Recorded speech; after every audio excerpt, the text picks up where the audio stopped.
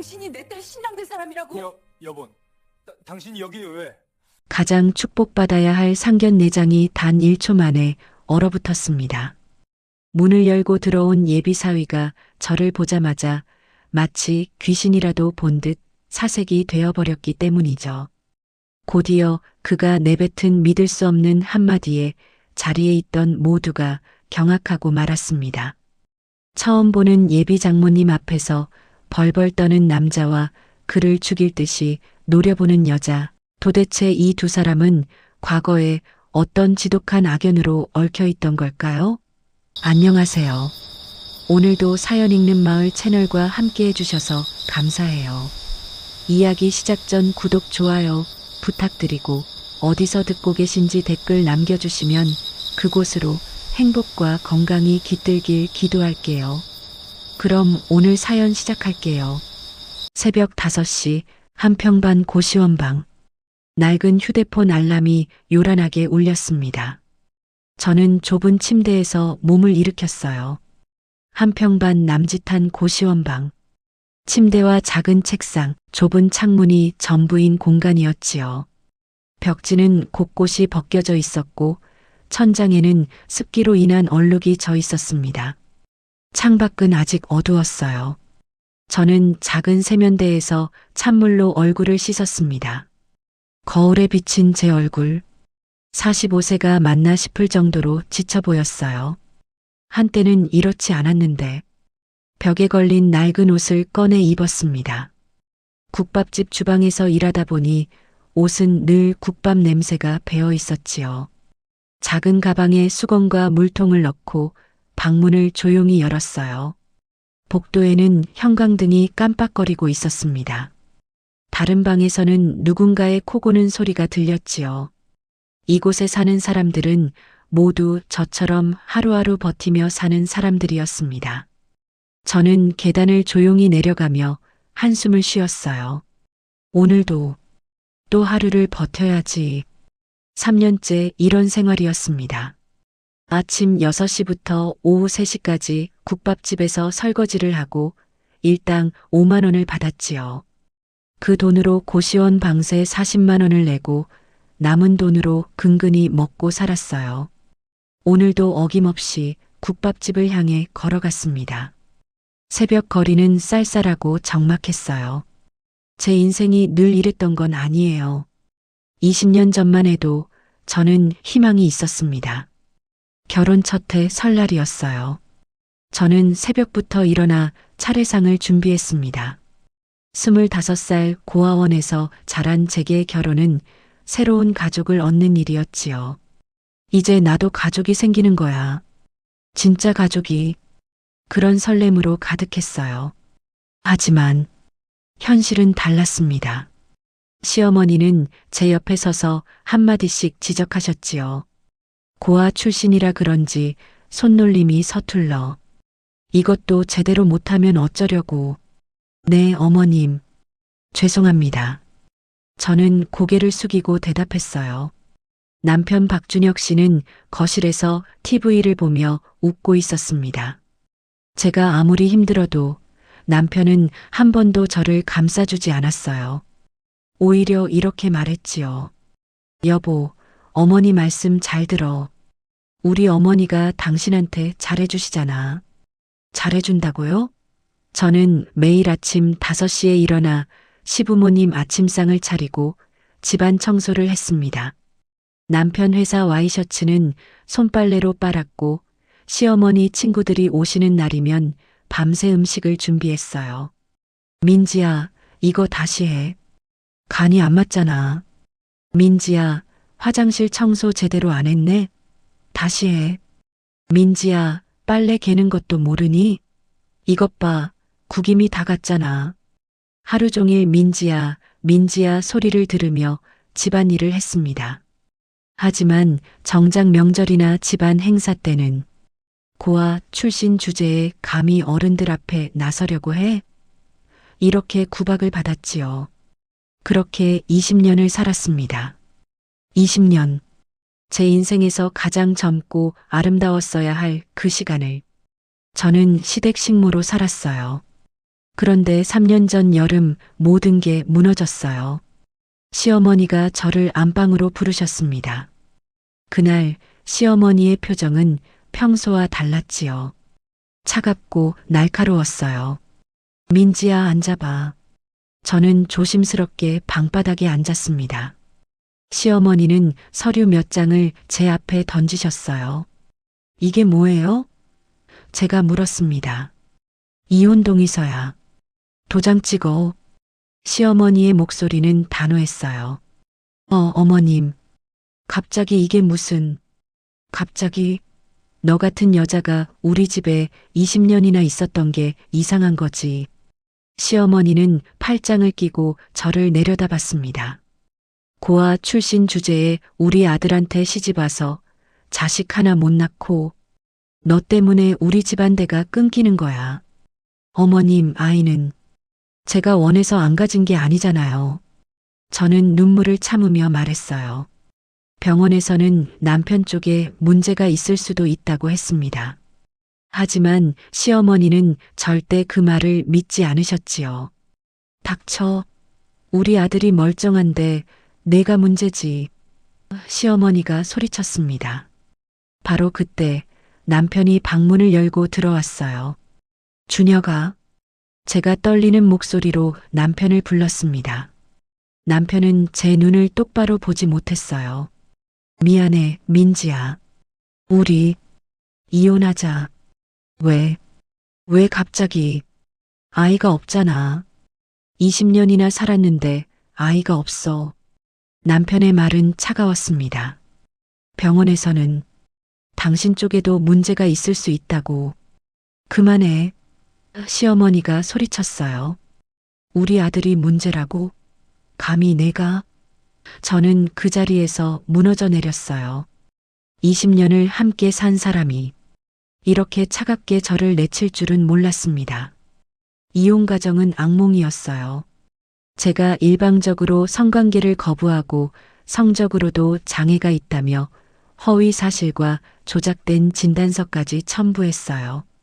저는 너무도 무기력하고 대응할 힘과 지식이 부족했습니다.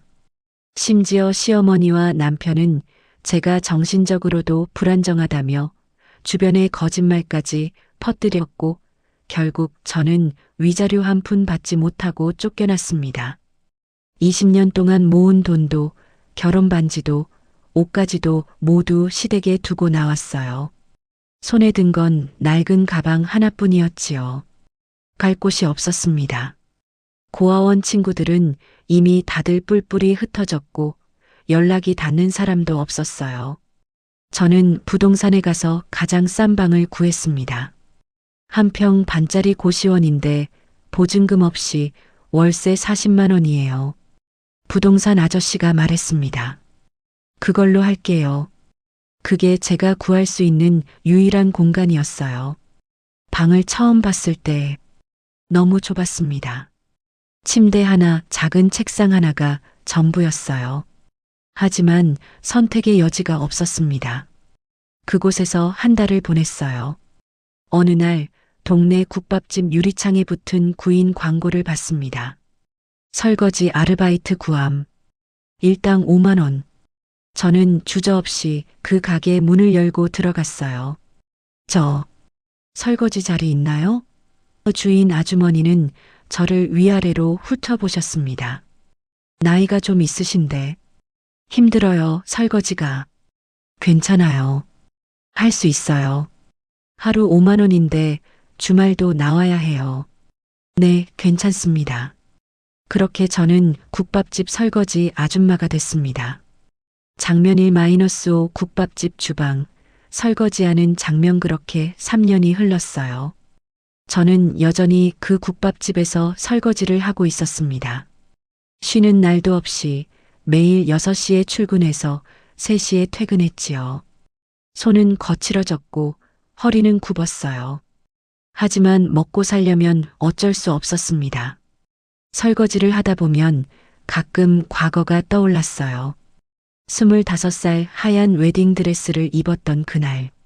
이제 나도 가족이 생긴다. 그렇게 행복해했던 제가 어쩌다 이렇게 됐을까요? 그런 생각을 하면 눈물이 났지만 저는 참았습니다. 울 시간도 아까웠어요. 설거지를 마치고 물기를 닦는 게 더 중요했으니까요. 그런데 어느 월요일 오전이었어요. 손님이 적은 한가한 시간이었지요. 국밥집 문이 열리며 허름한 옷차림의 할머니 한 분이 들어오셨어요.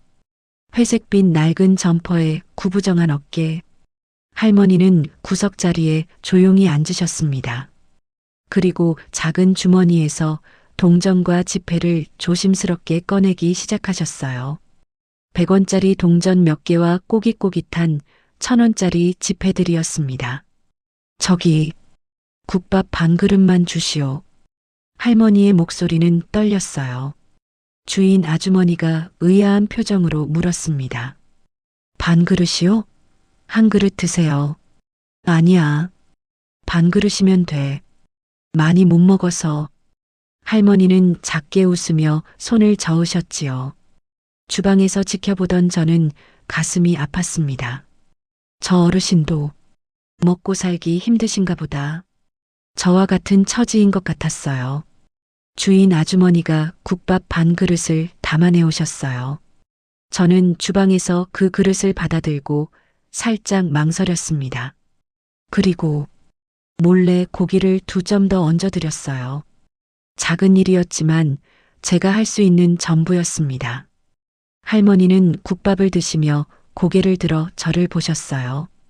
그리고 작게 고개를 숙여 감사의 인사를 하셨습니다. 저도 살짝 미소를 지으며 고개를 끄덕였지요. 다음 주 월요일 같은 시간에 할머니가 또 오셨어요. 저기, 국밥 반 그릇만. 그리고 그 다음 주 월요일도, 그 다음 주 월요일도. 할머니는 매주 월요일 오전 11시쯤이면 어김없이 국밥집을 찾으셨습니다. 항상 같은 자리에 앉아서 국밥 반 그릇을 주문하셨어요. 저는 그때마다 몰래 고기를 2점씩 더 얹어드렸습니다. 주인 아주머니는 눈치채지 못했지요. 어느덧 몇 개월이 지났어요. 할머니와 저는 말을 나눈 적은 없었지만 매주 월요일이면 눈인사를 나눴습니다. 할머니가 들어오시면 저는 주방에서 살짝 고개를 끄덕였고 할머니도 미소로 답하셨지요. 그런 작은 교감이 왠지 모르게 제게는 위로가 됐습니다. 나도 누군가에게 작은 도움을 줄 수 있구나. 그런 생각이 들었어요. 하지만 제가 도울 수 있는 건 그게 전부였습니다. 저 자신도 하루하루 겨우 버티는 신세였으니까요. 그런데 그러던 어느 월요일 저녁, 저를 찾아온 그 할머니는 더 이상 그 할머니가 아니었습니다. 도대체 무슨 일이 일어난 걸까요? 어느 월요일 저녁, 그날은 유난히 쌀쌀한 월요일 저녁이었어요. 국밥집 문을 닫고 뒷문으로 나가는데 골목에서 신음소리가 들렸습니다. 아야. 저는 깜짝 놀라 소리가 나는 쪽으로 달려갔어요. 그곳에는 그 할머니가 쓰러져 계셨지요. 매일 국밥을 드시러 오시던 바로 그 할머니였습니다. 할머니, 괜찮으세요? 저는 황급히 할머니를 부축했어요. 할머니는 가쁜 숨을 몰아쉬며 제 손을 꼭 잡으셨습니다. 미안해요. 어지러워서 잠깐만 쉬면 제가 구급차 부를게요. 제가 휴대폰을 꺼내려는데 할머니가 제 손을 더 세게 잡으셨어요. 아니야. 구급차는 안 돼. 그냥 조금만 쉬면 괜찮아. 할머니의 목소리에는 간절함이 묻어났습니다. 저는 잠시 망설였지요. 하지만 할머니의 안색이 너무 안 좋아 보여서 저는 결심했어요. 할머니, 제 집이 여기서 가까워요. 거기 가서 좀 쉬세요. 1평 반 남짓의 좁은 고시원. 제 방으로 할머니를 모셨습니다. 그리고 할머니를 제 이불 위에 눕혔어요. 따뜻한 물수건으로 얼굴을 닦아드리고 설탕물을 끓여드렸지요. 할머니, 이거 드세요. 따뜻한 게 좋아요. 할머니는 제가 건넨 컵을 받아 드시며 저를 가만히 바라보셨습니다. 그 눈빛에는 무언가 알 수 없는 감정이 담겨 있었어요. 아가씨, 이름이 뭐예요? 저는 이민지예요. 민지, 고마운 이름이네요. 할머니는 작게 미소 지으셨습니다. 그날 밤 저는 할머니 곁을 지켰어요. 할머니가 혹시 또 어디 아프실까봐 걱정이 됐지요. 할머니는 잠결에 중얼거리셨습니다. 딸아, 미안해. 엄마가 너를 지키지 못해서. 저는 가만히 할머니의 손을 잡아드렸어요. 할머니도 딸을 잃으신 아픔이 있으신가 보다. 그런 생각이 들었습니다. 이틀 동안 할머니는 제 방에서 쉬셨어요. 저는 국밥집에서 일하다가 점심시간이면 뛰어와서 할머니를 돌봤습니다. 죽을 끓여드리고 약도 사다 드렸지요. 할머니는 제 손길 하나하나에 감사해 하셨어요. 민지야, 내 손길이 참 따뜻하구나. 괜찮으세요, 할머니? 제가 할 수 있는 게 이것밖에 없어서요. 아니야. 이게 얼마나 큰 건지 넌 모를 거야. 할머니는 제 손을 꼭 잡으며 말씀하셨습니다. 내 손길이 꼭 옛날 내 딸 같구나. 그 말을 들으니 왠지 가슴이 뭉클했어요. 저도 엄마를 알지 못하고 자랐지요. 할머니와 저는 어쩌면 비슷한 외로움을 가진 사람들인지도 모른다는 생각이 들었습니다. 3일째 되는 날 아침이었어요. 할머니는 많이 좋아지셨습니다. 민지야, 이제 집에 가봐야겠다. 내가 얼마나 고생했니? 아니에요, 할머니. 괜찮으세요. 좀 더 쉬다 가세요. 아니야. 이제 정말 괜찮아. 내 덕분에 다 나았어. 할머니는 제 손을 한 번 더 꼭 잡으셨어요. 민지야, 며칠 뒤에 다시 올게. 그때 너한테 줄 게 있어. 네? 무슨? 그냥 고마움의 표시야. 꼭 여기 있어줘. 할머니는 그렇게 말씀하시고는 천천히 골목을 빠져나가셨습니다. 저는 할머니의 뒷모습을 지켜보다가 국밥집으로 출근했어요. 할머니가 무슨 선물을 주시려나. 별 생각 없이 그렇게 생각했지요. 하지만 며칠 뒤 벌어질 일은 제 상상을 훨씬 뛰어넘는 것이었습니다. 시작 사흘이 지난 오후였어요. 저는 국밥집에서 일을 마치고 집으로 돌아가는 길이었습니다. 그런데 제 집 앞 골목 어귀에 뭔가 이상했어요. 평소와 다른 분위기였지요. 제 고시원 앞에 고급 차량들이 줄지어 서 있었습니다. 저게 뭐지? 이 동네에 저런 차들이 왜? 이 동네는 고시원과 낡은 빌라들만 있는 가난한 동네였어요. 저런 최고급 차량 행렬을 볼 일이 없는 곳이었지요. 저는 이상한 느낌이 들어 발걸음을 멈췄습니다. 혹시 무슨 사고라도 난 걸까? 앞쪽 차량에서 검은 정장을 입은 사람들이 먼저 내렸습니다. 비서와 경호원들이었어요. 바로 그때 가운데 초우와 수입차의 뒷좌석 문이 천천히 열렸습니다. 그리고 한 분이 천천히 내리셨어요. 말끔한 베이지색 정장을 입은 여성이었습니다. 고급스러운 핸드백을 들고 계셨고 머리는 단정하게 올려 묶으셨어요. 진주 목걸이가 오후 햇살에 반짝이고 있었습니다. 뒤쪽 차량에서도 검은 정장을 입은 경호원들이 내려 주변을 경계하고 있었습니다. 저는 숨이 멎는 것 같았어요. 왜냐하면 그 우아한 여성은 바로 그 할머니셨으니까요. 할머니? 제가 떨리는 목소리로 물었습니다. 할머니는 우아하게 미소 지으며 제게 다가오셨어요. 민지야, 놀랐지? 이게 대체 어떻게 된 일이세요? 저는 할머니와 그 뒤에 서 있는 사람들을 번갈아 보며 물었습니다. 할머니는 조용히 제 손을 잡으셨어요. 민지야, 우리 차에 타자. 얘기할 게 있어. 저는 꿈을 꾸는 것만 같았지요. 며칠 전까지 허름한 옷을 입고 국밥 반 그릇을 드시며 꼬깃꼬깃한 1,000원짜리를 꺼내시던 그 할머니가 지금은 완전히 다른 사람처럼 보였습니다. 차 안은 조용했어요. 부드러운 가죽 시트에 앉으니 몸이 폭신하게 가라앉았습니다. 제고시원 침대보다 훨씬 편안했지요. 차 안은 고급스러웠어요. 손으로 조각한 듯한 원목 패널, 별이 빛나는 듯한 천장 조명, 심지어 작은 냉장고와 크리스탈 장까지 있었습니다. 저는 긴장한 채 할머니를 바라봤어요. 할머니는 천천히 입을 여셨습니다. 민지야, 나는 강선아야. 태양건설의 창업주이자 명예회장이지. 태양건설? 이 지역에서 가장 큰 건설회사였습니다. 대형 아파트 단지도 짓고 상업용 빌딩도 짓는 그 유명한 회사였어요. 그런데 왜 국밥집에서 궁금하지? 내가 왜 초라한 행색으로 국밥집에 다니는지. 할머니는 창밖을 보며 말씀을 이어가셨어요. 나는 6.25 때 아버지 손을 잡고 이곳까지 피난 내려왔단다.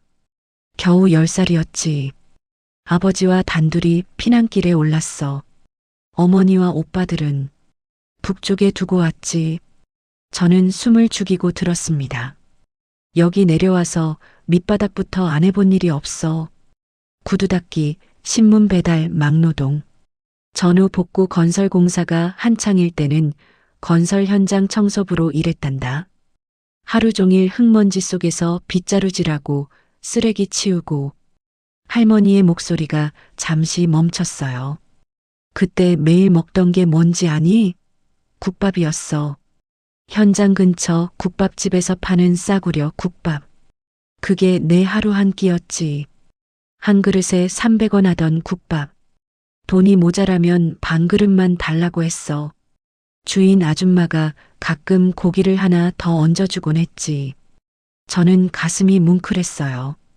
그 따뜻한 국밥 한 그릇이 나를 살렸어. 추운 겨울 새벽 몸이 얼어붙을 것 같을 때 뜨거운 국밥 한 그릇이면 다시 일할 힘이 났거든. 그렇게 일하면서 검정고시로 중학교, 고등학교 졸업장을 땄어. 그리고 야간 대학에 들어갔지.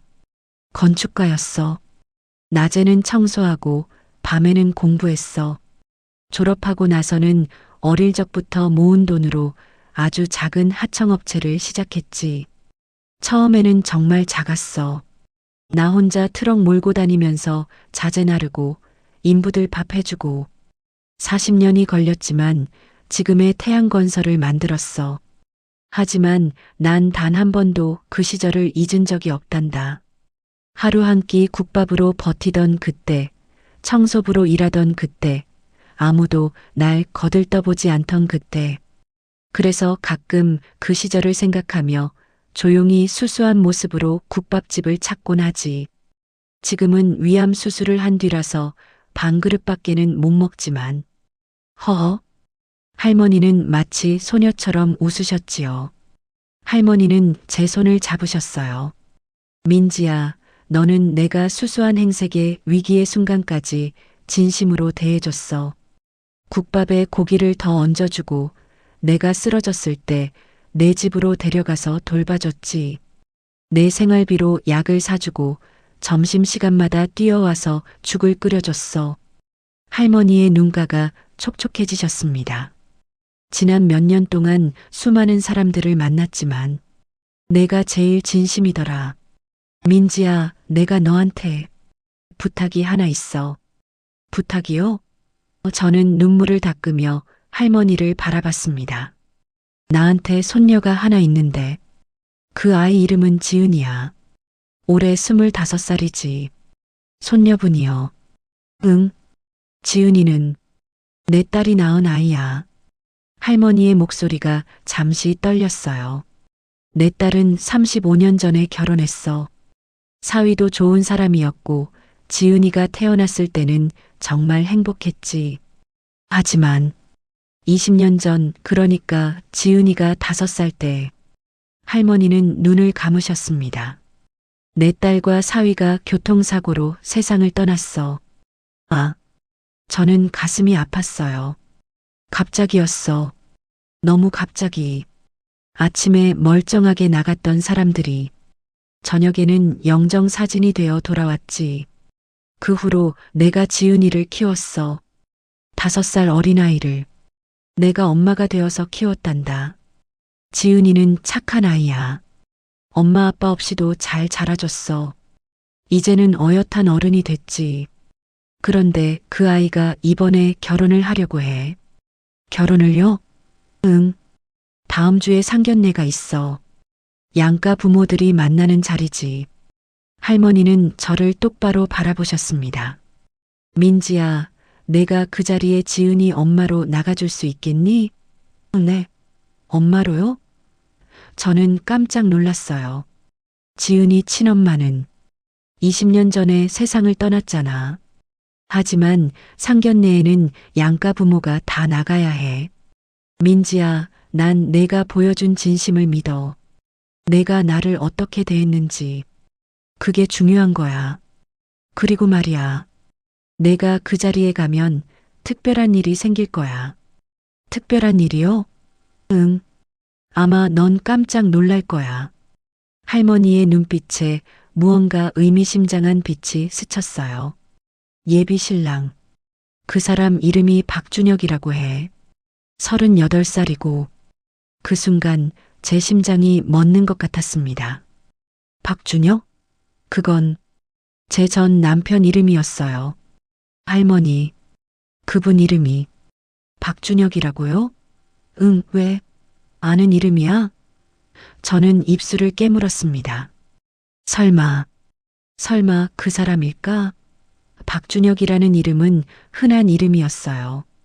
대한민국에 수천 명은 있을 이름이었지요. 다른 사람일 수도 있었습니다. 하지만 가슴 한편이 불안했어요. 민지야, 혹시 아는 사람이니? 할머니가 조심스럽게 물으셨어요. 아, 아니에요. 그냥 흔한 이름이라서. 저는 애써 웃으며 대답했습니다. 그래, 흔한 이름이지. 할머니는 제 반응을 유심히 보시다가 말씀을 이어가셨어요. 민지야, 나를 도와줄 수 있겠니? 지은이를 위해서. 저는 한참을 망설였습니다. 하지만 할머니가 저를 이렇게 진심으로 대해주셨는데 거절할 수가 없었어요. 그리고 혹시 아닐 수도 있잖아요. 박준혁이라는 이름이 흔하니까. 알겠어요, 할머니. 제가 해볼게요. 할머니는 제 손을 꼭 잡으며 환하게 웃으셨습니다. 고마워, 민지야. 내가 해준 이 은혜는 절대 잊지 않을게. 일주일이 흘렀습니다. 그 일주일 동안 저는 회장님의 배려로 국밥집 일을 쉴 수 있었습니다. 회장님이 국밥집 주인 아주머니에게 전화를 하셨거든요. 민지 씨가 우리 집 중요한 일을 도와주기로 했어요. 1달간 쉬게 해주세요. 그 기간 월급은 제가 2배로 드리겠습니다.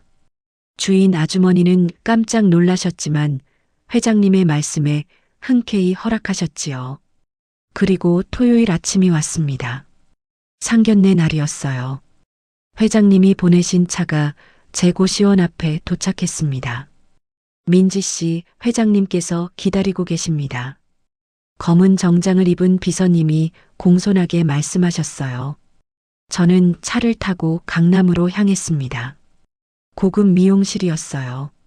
입구부터 화려한 샹들리에가 빛나고 있었고 대리석 바닥이 반짝거렸습니다. 어서 오세요. 직원들이 일제히 인사했어요. 민지야. 회장님이 반갑게 저를 맞아주셨습니다. 오늘 회장님은 우아한 베이지색 정장을 입고 계셨어요.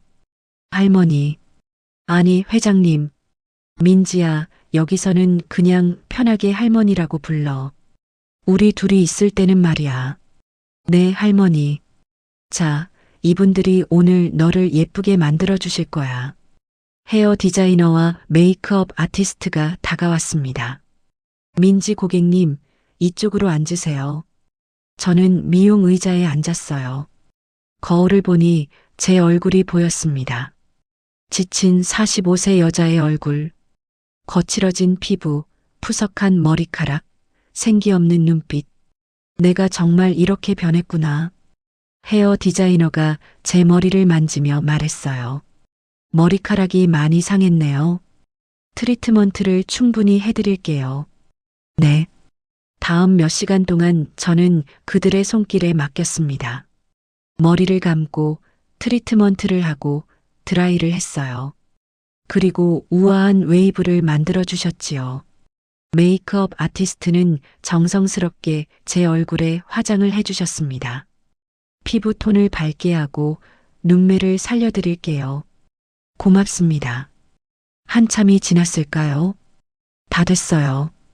거울 보세요. 저는 천천히 거울을 봤습니다. 그리고 깜짝 놀랐어요. 거울 속에는 제가 아닌 것 같은 여자가 있었습니다. 머리는 우아하게 웨이브가 잡혀 있었고 얼굴은 화사하게 빛났어요. 눈매는 또렷했고 입술은 자연스러운 핑크빛이었습니다. 이게 저예요? 물론이죠. 원래 미인이셨어요. 그냥 좀 지쳐 계셨던 거예요. 헤어 디자이너가 웃으며 말했습니다.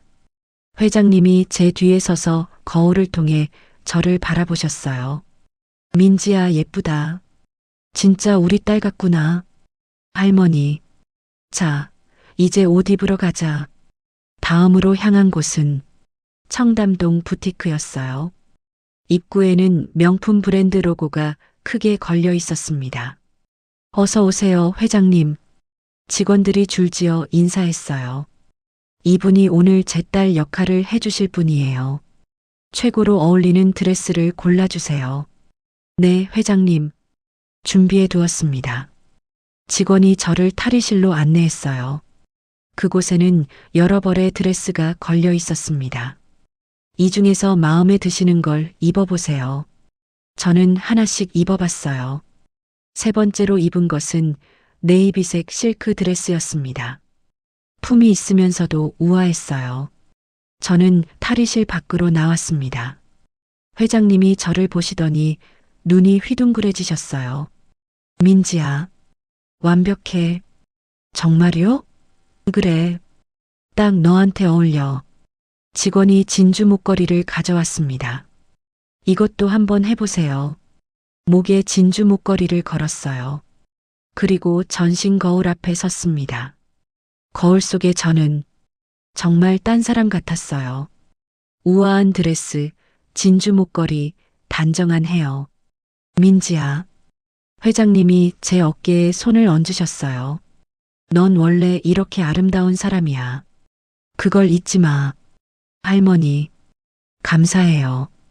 오늘은 당당하게 행동해. 내가 진짜 우리 집안 딸인 것처럼. 네. 하지만 제 마음 한편에는 여전히 불안이 가득했습니다. 박준혁? 설마 그 사람이 아니겠지. 오후 5시였어요. 상견례 시간은 6시였습니다. 저는 회장님과 함께 차에 올랐어요. 한강변 그랜드 호텔 VIP룸으로 가세요. 회장님이 기사님에게 말씀하셨습니다. 차가 출발했어요. 저는 창밖을 바라봤습니다. 서울거리가 흘러가고 있었지요. 하지만 풍경이 제대로 보이지 않았어요. 머릿속에는 온통 박준혁이라는 이름뿐이었습니다. 민지야, 긴장하지 마.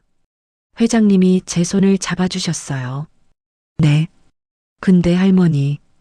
응? 예비 신랑분. 그분에 대해 좀 더 알려주실 수 있어요? 저는 조심스럽게 물었습니다. 박준혁 씨 말이니? 네. 38살이고 중소기업에 다닌대. 경리부에서 일한다고 들었어. 중소기업 경리부. 제 전 남편도 그런 일을 했었어요. 가슴이 쿵쾅거렸습니다. 가족은요? 부모님은? 어머니 한 분 계신데 아버지는 일찍 돌아가셨다고 하더라. 어머니 한 분. 제 전 남편도 그랬어요. 시아버지는 제가 결혼하기 전에 돌아가셨었지요. 할머니. 혹시 그분 사진 같은 거? 응? 아, 나도 아직 못 봤어. 오늘 처음 만나는 거야. 회장님이 웃으며 말씀하셨어요. 지은이가 소개팅으로 만났다는데 착한 사람이래. 그래서 결혼하기로 했대. 저는 입술을 깨물었습니다. 가슴이 너무 불안했어요. 제발, 다른 사람이기를. 차는 한강변을 따라 달렸습니다. 그리고 거대한 호텔 앞에 멈췄어요. 도착했습니다, 회장님. 고마워요.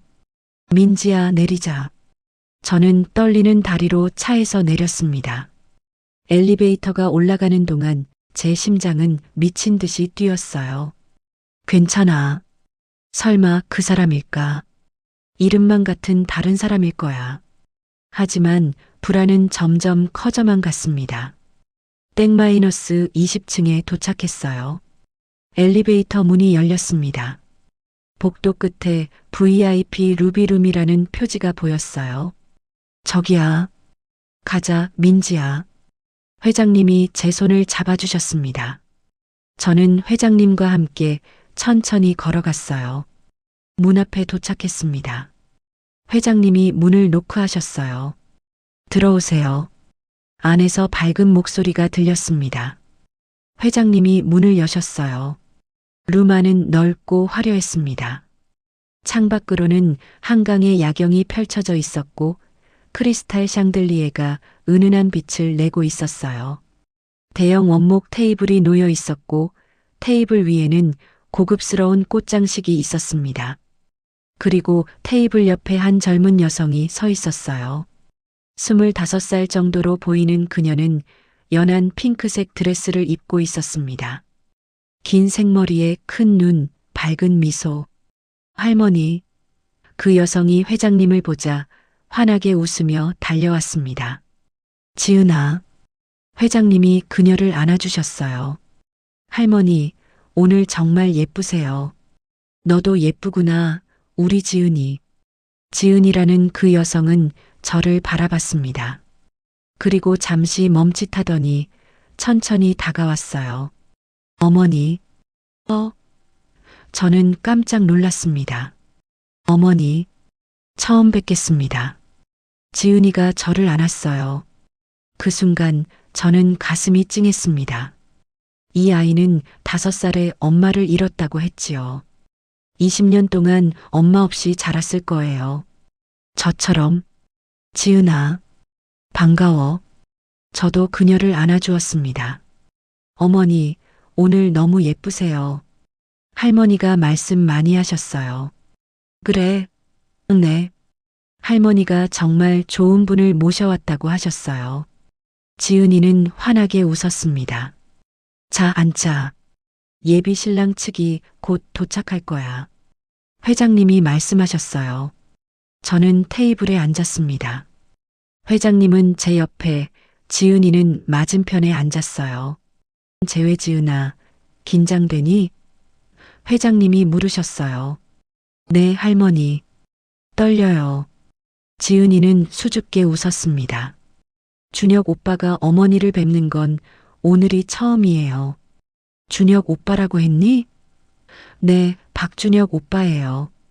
그 순간 제 온몸이 얼어붙었습니다. 박준혁? 그리고 나이가 딱 맞아떨어졌어요. 설마. 바로 그때 문이 노크되는 소리가 들렸습니다. 똑똑똑 마이너스 들어오세요. 회장님이 말씀하셨어요. 문이 천천히 열렸습니다. 그리고 먼저 60대 여성 한 분이 들어오셨어요. 단정한 정장을 입고 머리를 곧게 올리신 분이었습니다.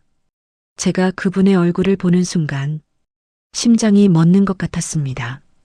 그분은 제 전 시어머니였어요. 저를 20년 동안 학대하고 조작된 서류로 쫓아낸 바로 그 사람이었습니다. 안녕하십니까? 저는 박준영 모친입니다. 시어머니는 공손하게 인사하셨어요. 하지만 저를 보는 순간 그분의 얼굴이 굳어졌습니다. 눈이 휘둥그레져서 저를 빤히 쳐다보셨어요. 시어머니의 입이 떨렸습니다. 그 뒤로 한 남자가 들어왔어요. 38세 정도로 보이는 남자. 짧은 검은 머리, 평범한 인상, 키는 한 175cm 정도. 그 남자가 고개를 들어 저를 보는 순간 저와 눈이 마주쳤습니다. 박준혁? 제 전 남편이었어요. 너. 준혁의 얼굴이 하얗게 질렸습니다. 시간이 멈춘 것 같았어요. 루만이 갑자기 조용해졌습니다. 지은이가 이상한 기색을 눈치채고 물었어요. 오빠, 왜 그래요? 준혁은 저를 가리키며 떨리는 목소리로 말했습니다. 저 사람은 시어머니가 앞으로 나섰어요. 제가 왜 여기 있어? 시어머니의 목소리가 떨렸습니다. 회장님이 침착하게 물으셨어요. 아시는 분입니까? 이 사람은 우리 집 며느리였어요. 시어머니가 소리쳤습니다. 며느리? 지은이가 깜짝 놀라 저를 바라봤어요. 회장님 딸일 리가 없어요. 쟨 고아원 출신이라고요. 시어머니가 계속 소리쳤습니다. 준혁도 당황한 표정으로 말했어요. 민지야, 내가 왜 여기? 저는 침착하게 앉아 있었습니다. 놀라긴 했지만 이미 예상했던 일이었어요. 회장님이 저를 바라보셨습니다. 민지야, 이게 무슨 일이니? 저는 천천히 입을 열었습니다. 할머니, 죄송해요. 말씀드렸어야 했는데. 뭘 말이야? 저 3년 전에 이혼했어요. 저 사람과요. 제가 박준혁을 가리켰습니다. 지은이가 충격받은 표정으로 입을 막았어요. 오빠가 어머니의 전 남편이었어요? 응. 20년을 결혼 생활했지. 저는 담담하게 말했습니다. 시어머니가 회장님께 다가갔어요. 회장님, 이건 분명 사기예요. 쟤는 고아원 출신이라고요. 회장님 딸일 리가 없어요. 고아원 출신이라고 회장님 딸이 아니라는 법이 어디 있습니까? 회장님의 목소리가 차갑게 가라앉았습니다. 그건 박 여사님, 앉으세요. 설명할 게 있습니다. 회장님의 위험 있는 목소리에 시어머니는 주춤했어요. 준혁도 황급히 의자에 앉았습니다. 저와 마주보는 자리였어요. 준혁은 계속 저를 쳐다봤습니다. 믿을 수 없다는 표정으로. 지은이는 혼란스러워하며 저를 바라봤어요. 어머니, 대체 무슨 일이에요? 지은아. 회장님이 손녀의 손을 잡으셨습니다. 할머니가 설명해 줄게. 회장님은 비서를 불러 서류 봉투를 가져오게 하셨습니다. 그리고 테이블 위에 펼쳤어요. 이건 유전자 검사 결과입니다. 유전자 검사요? 지은이가 놀라며 물었어요. 그래. 민지와 나의 유전자 검사 결과야. 회장님이 서류를 가리키셨습니다. 친자관계 99.9%. 시어머니와 준혁의 얼굴이 사색이 됐습니다. 이게 무슨 소리예요? 시어머니가 떨리는 목소리로 물었어요. 회장님은 천천히 그리고 분명하게 말씀하셨습니다. 민지는 내 딸입니다. 45년 전에 잃어버렸던 내 소중한 딸이에요. 루만이 다시 한번 조용해졌습니다. 45년 전 이야기야. 회장님의 목소리가 조용히 흘러나왔습니다. 그때 나는 이제 막 회사를 키우던 때였어. 작은 하청업체에서 시작해서 중견 건설사로 성장하던 시기였지. 민지를 낳은 건 45년 전이었어. 생후 6개월 된 갓난아기였지. 저는 회장님의 얼굴을 바라봤습니다. 그분의 눈가에 눈물이 맺혀 있었어요. 민지야, 내가 얼마나 예쁜 아기였는지 아니? 새끼손가락에 작은 점이 있었어. 우리 집안 유전이야. 나도 있고 내 언니도 있었고. 회장님은 제 손을 잡아 새끼손가락의 점을 보셨습니다. 이 점, 45년 동안 내가 찾아 헤맸던 바로 그 점이야. 지은이도 울먹이며 자기 새끼손가락을 봤어요. 그곳에도 작은 점이 있었습니다. 저도 있어요, 할머니. 그래, 지은아. 우리 집안 표시란다. 회장님은 다시 이야기를 이어갔습니다. 그런데 민지가 생후 6개월 되던 때 회사에 큰 위기가 왔어. 경쟁사들이 우리를 쓰러뜨리려고 온갖 수를 썼지. 협박 전화가 오기 시작했어. 아이들을 조심하세요. 언제 어떻게 될지 모르니까. 나는 너무 무서웠어. 그래서 민지를 잠시 믿을 수 있는 사람에게 맡기기로 했어. 내 오랜 친구였어. 어렸을 때부터 함께 자란 언니 같은 사람이었지. 일주일만이야. 일주일만 민지를 좀 봐줘. 위험이 지나가면 바로 데려올게. 하지만 그 사람이 사흘 뒤에 교통사고를 당했어. 회장님의 눈에서 눈물이 흘러내렸습니다. 갑자기였어. 너무 갑자기. 아침에 민지 잘 있어요. 걱정 마세요. 전화를 받았는데 저녁에는 사망 소식을 들었어. 그 사람은 혼자 사셨거든. 가족이라고는 먼 친척 몇 명뿐이었어. 그런데 그 친척들이 민지를 어디론가 데려가 버렸어. 나는 미친 듯이 찾아다녔어. 사설 탐정을 고용하고 경찰에 신고하고 돈을 쓸 수 있는 데는 다 썼어. 한참 후에 알아냈어. 그 친척이 민지를 고아원에 맡겼다는 걸. 고아원 이름은 해맑은 집. 서울 은평구에 있는 작은 고아원이었어. 바로 제가 자란 고아원이었어요. 하지만 내가 알아냈을 때는 이미 늦었어. 개인정보 보호 때문에 고아원에서는 어떤 정보도 주지 않았거든. 법이 그래. 아이가 입양됐는지 어디 있는지 친부모라도 함부로 알려줄 수 없대. 45년이야. 45년 동안 나는 딸을 찾아다녔어. 전국의 고아원을 다 뒤졌어. 사설 탐정만 수십 명을 고용했지. 하지만 찾을 수가 없었어. 기록은 오래되면 사라지거든. 고아원도 폐쇄되고 서류도 유실되고 회장님은 제 손을 꼭 잡으셨습니다. 그런데 내가 내 앞에 나타났어.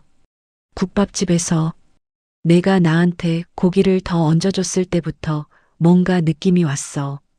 그리고 내가 날 내 방으로 데려가서 돌봐줬을 때 내 새끼손가락의 점을 봤어. 그 순간 알았어. 이 아이가 내 딸이구나. 저는 눈물이 흘러내렸습니다. 회장님은 비서에게 손짓하셨어요. 비서가 상자를 하나 가져왔습니다. 회장님은 그 상자를 조심스럽게 열었어요. 안에는 낡은 베네 저고리가 들어 있었습니다. 연분홍색 천에 술을 놓은 작은 옷이었어요. 이게 뭐야? 준혁이 물었습니다. 내가 태어났을 때 입혔던 베네 저고리야. 회장님이 저를 보며 말씀하셨어요. 베네 저고리에는 민지라고 작은 글씨로 수가 놓여 있었습니다. 내가 직접 수를 놓았어. 밤새워서. 할머니. 그리고 이것. 회장님은 또 다른 서류를 꺼내셨어요. 해맑은 집 고아원 입소 기록이야. 45년 전 생후 6개월 여아. 이름 미상. 저는 그 서류를 봤습니다. 날짜가 정확히 맞아떨어졌어요. 그리고 혈액형. 회장님이 의료 기록을 보여주셨습니다. AB형 RH-. 우리 집안 유전이야. 아주 희귀한 혈액형이지. 저도 AB형 RH-예요. 제가 떨리는 목소리로 말했습니다. 그래. 그리고 이 새끼손가락의 점. 회장님이 제 손가락을 들어 보이셨어요. 나한테도 있고 내 언니한테도 있었고 지은이한테도 있어. 지은이가 자기 손가락을 내밀었습니다. 정말로 같은 자리에 작은 점이 있었어요. 그리고 마지막으로 유전자 검사. 회장님이 검사 결과서를 펼치셨습니다. 친자관계 확률 99.9%. 이보다 확실한 증거는 없어. 시어머니가 떨리는 목소리로 말했어요. 이건 조작이에요. 회장님이 돈으로. 회장님이 시어머니를 향해 천천히 고개를 돌리셨습니다. 조작이라고요? 회장님의 목소리는 얼음처럼 차가웠어요. 박 여사님, 내가 왜 조작을 하겠습니까? 무슨 이득이 있어서? 그건 난 딸을 찾은 거예요. 45년 만에. 조작할 이유가 어디 있습니까? 시어머니는 입을 다물었습니다. 저는 모든 증거를 보면서 현실감이 없었어요. 베넷저고리, 고아원 기록, 혈액형, 새끼손가락의 점, 유전자 검사, 모든 게 맞아떨어졌습니다. 정말 제가 어머니 딸이에요? 제가 떨리는 목소리로 물었습니다. 그래, 민지야. 넌 내 딸이야. 회장님이 제 손을 꼭 잡으셨어요. 내가 45년 동안 찾아 헤맸던 내 소중한 딸이야. 눈물이 주르륵 흘러내렸습니다. 나한테 엄마가 있었구나. 평생을 고아로 살았어요. 부모님 얼굴도 모르고 이름도 모르고 나를 버린 부모라고만 생각하며 살았습니다. 시댁에서 고아 출신이라고 놀림받을 때마다, 부모도 없는 주제라는 말을 들을 때마다 얼마나 가슴이 아팠는지. 하지만 알고 보니 엄마는 저를 버린 게 아니었어요. 잃어버렸던 거였어요. 45년 동안 저를 찾아 헤매셨던 거예요. 엄마. 제 입에서 그 단어가 나왔습니다. 평생 한 번도 불러본 적 없는 그 단어. 엄마. 정말 제 엄마가 맞아요? 그래, 민지야. 엄마야. 내 엄마. 회장님이. 아니, 엄마가 저를 안아주셨습니다. 저는 엄마 품에서 펑펑 울었어요. 45년 동안 참았던 눈물이 쏟아져 나왔습니다. 엄마. 응, 내 딸. 우리 민지. 엄마도 우셨어요. 테이블 위에 눈물이 떨어졌습니다. 지은이도 울고 있었어요. 이모. 정말 우리 이모였어요. 엄마의 동생이셨어요. 지은이가 일어나 저를 안았습니다. 이모, 찾아주셔서 감사해요. 할머니가 얼마나 힘드셨는지. 우리 세 모녀는 그렇게 울었어요. 45년 만에 상봉. 20년 만에 재회. 한참을 울고 난 후 엄마는 천천히 일어나셨어요. 그리고 준혁을 향해 걸어가셨습니다. 엄마의 얼굴은 이제 더 이상 눈물이 아니었어요. 얼음처럼 차가운 분노로 가득했습니다. 박준혁? 엄마의 목소리가 VIP룸에 울려 퍼졌습니다. 내가 감히 내 딸을 어떻게 대했는지 설명해봐. 준혁은 벌벌 떨며 고개를 숙였어요. 저는 20년이야. 20년 동안 내 딸을 어떻게 부렸니? 죄송합니다. 식모처럼 부렸지? 매일 새벽 5시에 일어나 시부모 밥상 차리고 빨래하고 청소하고. 엄마는 한 걸음씩 준혁에게 다가갔습니다. 내 어머니는 내 딸한테 뭐라고 했지? 엄마가 시어머니를 돌아봤어요. 고아 출신 주제에 자식도 못 낳는 주제에. 맞죠? 시어머니는 고개를 들지 못했습니다. 20년 동안 내 딸을 그렇게 학대하고 그것도 모자라 어떻게 쫓아냈죠? 허위 사실을 유포했어. 내 딸이 성관계를 거부했다고, 성적 장애가 있다고, 조작된 진단서까지 만들었지. 내 딸이 가본 적도 없는 병원에서 말이야. 성기능 장애, 우울증, 편집증적 성향. 이게 다 뭐야? 엄마가 서류를 준혁 앞에 던지셨어요. 그리고 주변 사람들한테 거짓말을 퍼뜨렸지. 정신병이 있다. 치료를 거부한다. 그렇게 해서 내 딸을 쫓아냈어. 위자료 한 푼 주지 않고 20년 동안 모은 돈, 결혼 반지, 옷까지 다 빼앗고 낡은 가방 하나만 들려서 쫓아냈지. 준혁은 대답하지 못했어요. 박준혁? 내가 저지른 일이 뭔지 아니? 학대야. 명백한 가정 폭력이고 학대야. 정신적 학대, 경제적 학대, 사회적 학대. 그리고 그게 내 딸한테 한 짓이야. 내가 45년 동안 찾아 헤맨 내 딸한테. 준혁은 눈물을 흘렸어요. 죄송합니다. 정말 죄송합니다. 너 지금 우니? 내가 울 자격이 있어? 내 딸이 일평반짜리 고시원에서 올 때 너는 뭘 했니? 내 딸이 국밥집에서 하루 종일 설거지할 때 너는 편하게 살았지? 준혁은 아무 말도 못했습니다. 엄마는 천천히 지은이를 향해 돌아섰어요. 지은아, 네 할머니.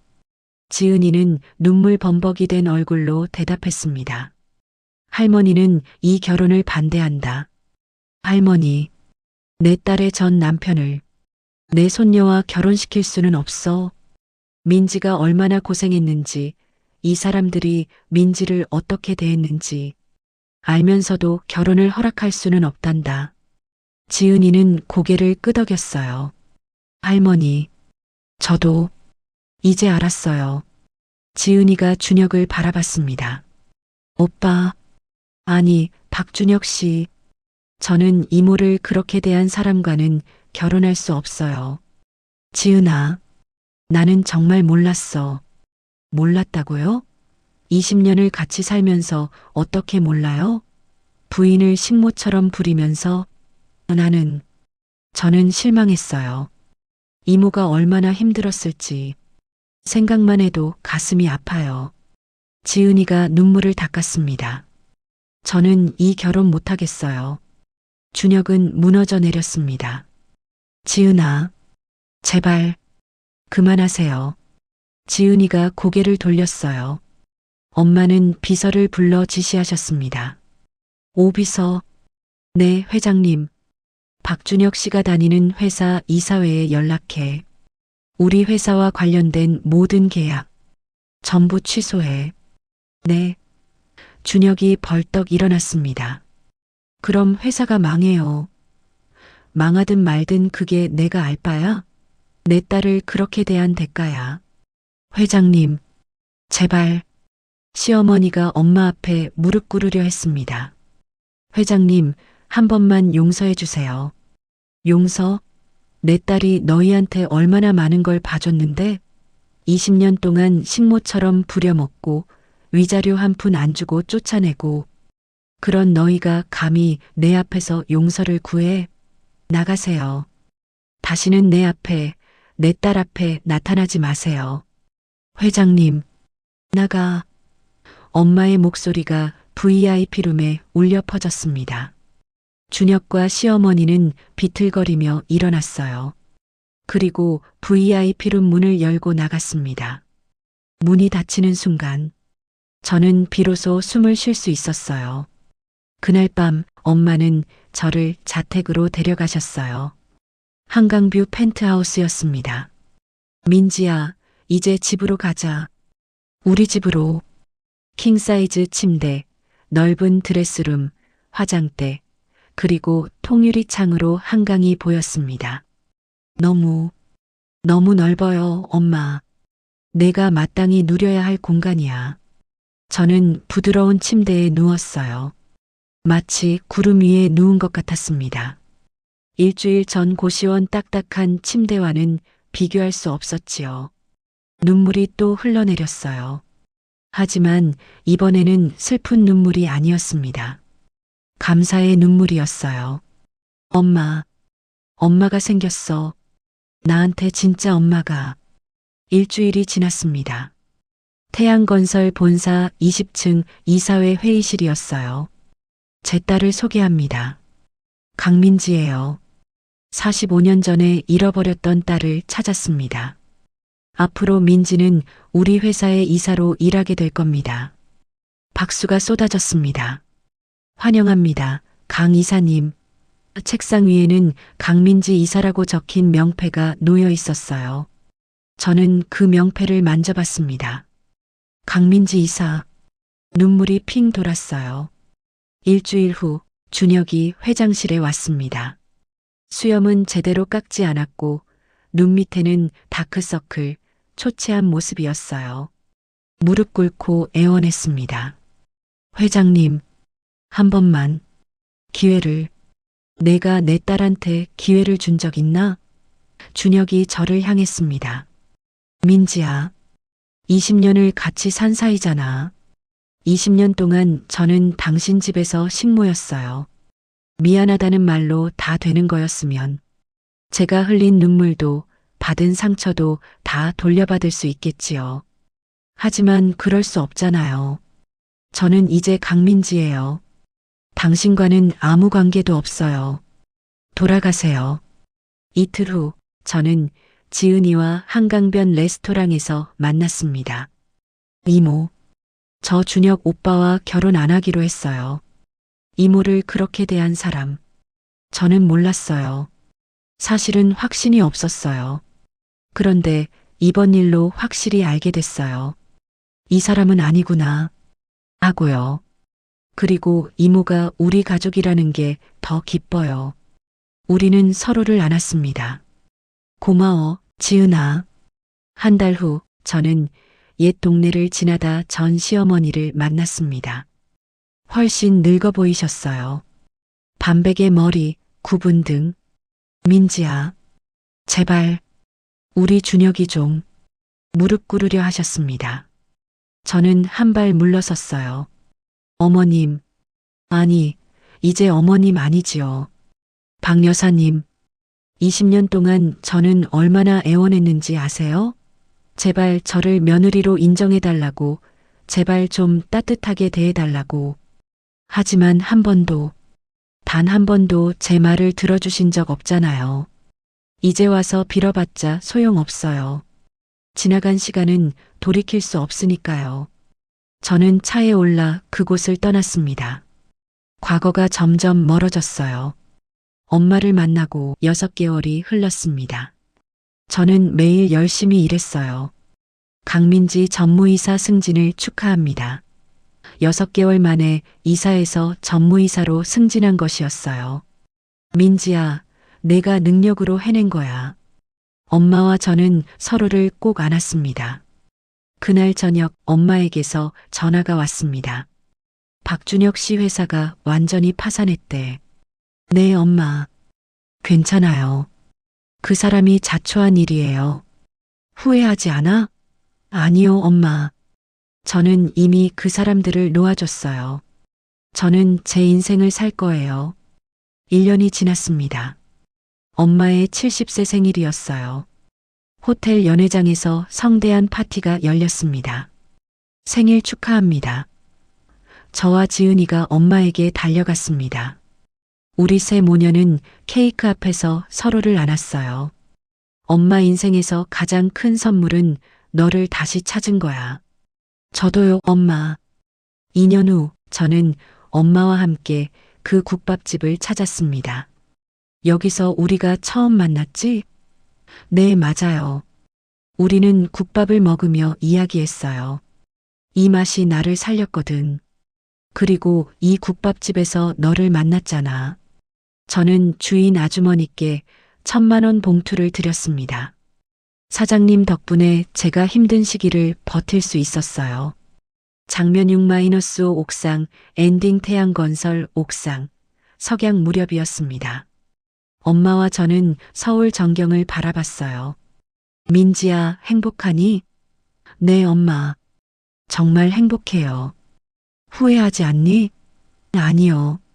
힘들었던 시간들이 있었기에 지금이 있어요.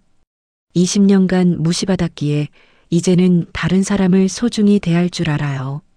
3년간 설거지를 했기에 노동의 소중함을 알아요. 그리고 무엇보다 엄마를 만났잖아요. 모든 게 운명이었어요. 엄마를 만나기 위한. 민지야, 엄마가 정말 미안해. 아니에요, 엄마. 엄마는 45년 동안 저를 찾으셨잖아요. 포기하지 않으셨잖아요. 그걸로 충분해요. 엄마가 저를 사랑한다는 거, 그걸로 충분해요. 우리는 한참을 안고 있었어요. 민지야, 엄마가 너한테 진짜 물려주고 싶은 건 포기하지 않는 마음이야. 엄마는 6.25 피난민으로 시작해서 여기까지 왔어. 수없이 넘어지고 수없이 무시당했지. 하지만 포기하지 않았어. 그게 엄마의 힘이었어. 민지야, 너도 그래. 20년간 학대받았지만 버텼어. 3년간 고시원에서 살면서도 포기하지 않았어. 그게 우리 집안의 DNA야. 강선아의 딸, 강민지의 DNA. 네, 엄마. 절대 포기하지 않을게요. 엄마와 저는 손을 꼭 잡고 석양을 바라봤습니다. 민지야. 네, 엄마. 사랑해. 저도 사랑해요, 엄마.